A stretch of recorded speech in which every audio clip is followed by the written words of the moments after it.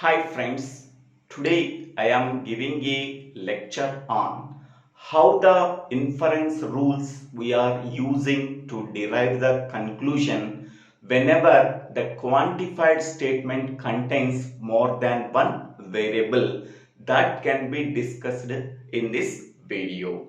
Okay, how we are deriving the conclusion from the given premises whenever the given statement contains more than one quantifier and also more than one variable. Okay.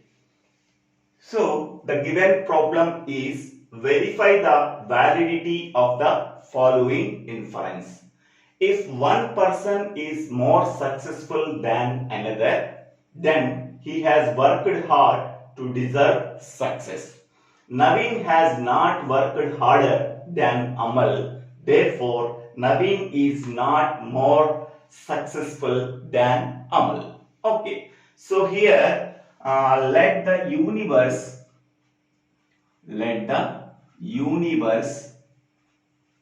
consists of all the persons, consists of all persons. So universe contains so many number of persons. Okay. Next one. Here one person is more successful than another. Okay. Let the universe consist of all persons. Okay. Among them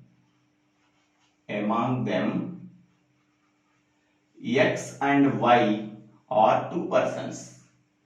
X and Y are two persons. Okay. Next, one person is more successful than another. Here, one person can be treated as X, another person can be treated as a Y. Okay. So then it can be written as X is more successful, X is more successful than Y. X is more successful than Y. Here X and Y are called as subjects. Is more successful than is the predicate. So it can be denoted by S of X comma Y. So S is nothing but predicate. Is more successful than can be denoted by capital S, and X and Y are two subjects. That subjects can be written within the parenthesis separated by comma. Okay. Next one is he has worked harder to deserve success. Okay. So that means X has worked harder. X has worked harder than Y to deserve success. To deserve success. Okay. So that means X and Y are two subjects here. Has worked harder is the predicate. Okay. So X and Y are separated by comma within the parenthesis. Has worked harder can be denoted by W of X comma Y. Okay. Next one. Naveen has not worked harder than Amal. Here in the place of X we are substituting Naveen. In the place of Y we are substituting Amal. So then it can be written as Naveen. Naveen can be written as N. Okay. Amal can be written as A. Okay. So this is the subject. In the place of X we are substituting Naveen. In the place of Y we are substituting Amal. Okay. Now the above statements.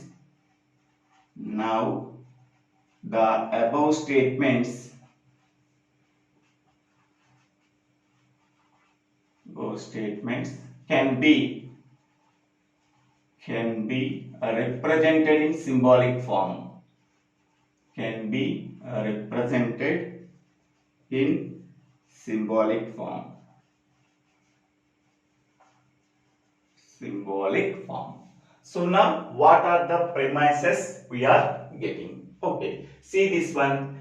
If one person is more successful than another, then he has worked hard to deserve success. One person is more successful than another can be denoted by S of x comma y. Okay. He has worked hard to deserve success can be denoted by W of x comma y. Okay.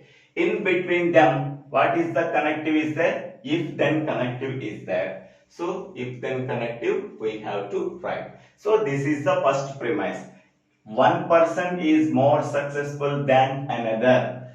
So x is more successful than y can be denoted by S of xy. Next, he has worked hard to deserve success than y. So can be denoted by W of xy. In between them, if then connective is there, that is conditional connective, we have to write in between S of xy, x comma y and W of x comma y.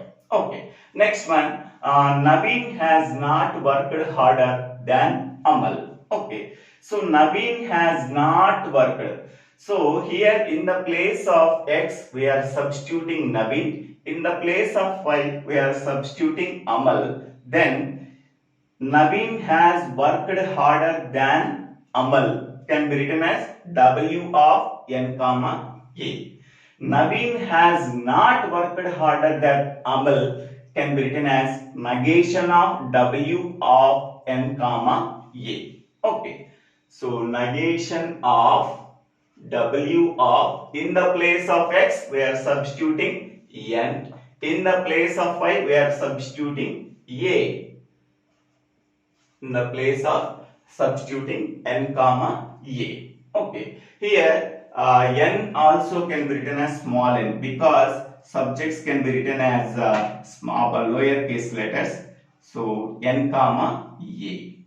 Here I am writing small n, small a. Here also I am writing small n comma small a. So what is the meaning of that one? So in the place of x, Naveen is substituted. Naveen has worked harder than Amal can be written as only W of n comma a. Naveen has not worked harder than Amal is nothing but negation of W of n comma a. Okay. From the two premises, what is the conclusion we have to derive is Naveen is not more successful than Amal. Okay. Here in the place of x we are substituting Naveen. In the place of y we are substituting Amal. Okay. Naveen is more successful than Amal can be written as S of n comma a. But Naveen is not. In the place of x we are substituting Naveen. Naveen is not more successful than Amal can be written as negation of S comma n comma a. So negation of S of n comma a. Naveen is not successful than Amal. Okay. So these are the two premises and this is the conclusion. We have to derive this conclusion from the two given premises. Okay. So by using the derivation. Okay. Now the universe consists of all persons. Okay. So among them x and y are two persons. Okay. This x is among all the persons. X is one person. Among all the persons, y is another person. Okay. X may be any person in that universe. Y may be any person in the universe. So for that one, it can be written as for all x, for all y. So S of x comma y and W of x comma y. Okay. For all x, for all y, S of x comma y conditional W of x comma y. Because let the universe consists of all persons. Among them, X and Y are two persons. So, X may be any person, Y may be any person. Okay. So, for that one, I am using for all X, for all Y. Okay. Now, so these are the two given premises. From that two premises, we have to derive this conclusion by using the derivation process. So first I am taking this premise introduced into the derivation by using a rule B. So that is for all x, for all y, s of x comma y, conditional w of x comma y. Okay. So if we have to apply any inference formula, first we have to eliminate the quantifiers and change the variable name according to the remaining premises in the given premises. Okay. In the remaining premises, n and a are the variables. Okay. Whenever we are eliminating the quantifiers, we have to change the variable names. In the place of x, n, in the place of y, a has to be substituted. Okay. Now, on the first premise, I am not changing. This is the second step in the derivation. First, I have to eliminate the universal quantifier x. Okay. Then, x can be replaced as n. Okay. So, by using to eliminate the universal quantifier, we have to use a rule US, that is universal specification. By using that rule, we have to eliminate the universal quantifier. Applied on which step? That is the first step. Okay. After eliminating the universal quantifier x, so s of, in the place of x, we are substituting n comma y, conditional w of n comma y. Okay. Next we have to eliminate this universal quantifier y. Okay. On the same step 1, next step in the derivation 3, we have to eliminate the universal quantifier by using rule US on step 2. Okay. On this step we have to perform rule US. Okay. After eliminating them, so s of n comma a, conditional w of n comma a. So in the place of y, we are substituting another variable a. Now s of n comma a, conditional w of n comma a. Okay. Next this premise is introduced into the derivation. So that is the second premise. That is the fourth step.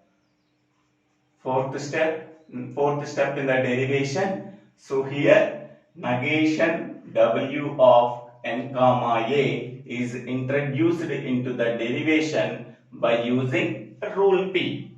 Okay. Next, by observing these two premises, we have to use one implication formula, that is rule T, applied on which step? Third and fourth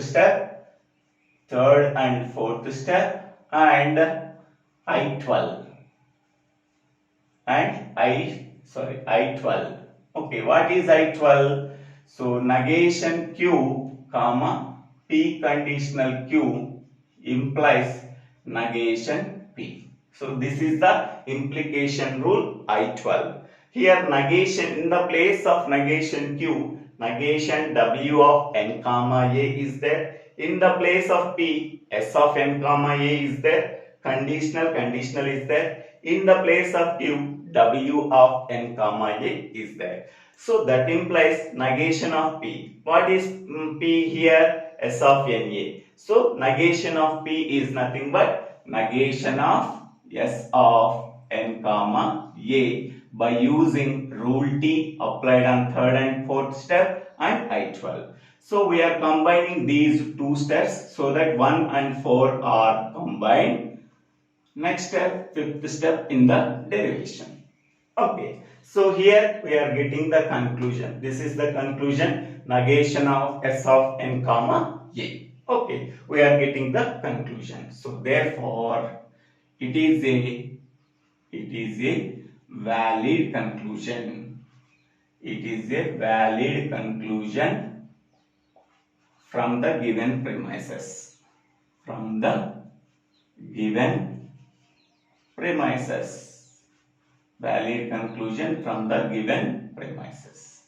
So in this way, we have to solve the given statements in symbolic form, and we have to verify whether the given conclusion can be derived from the given premises or not. If it is derived, then we can say that it is a valid conclusion. Otherwise, we can say that it is not a valid conclusion. So thank you for watching this video. If you like this video, please share this video to your friends and classmates. If you like this video, please subscribe my channel name. So Divvela Srinivas Rao. Thank you.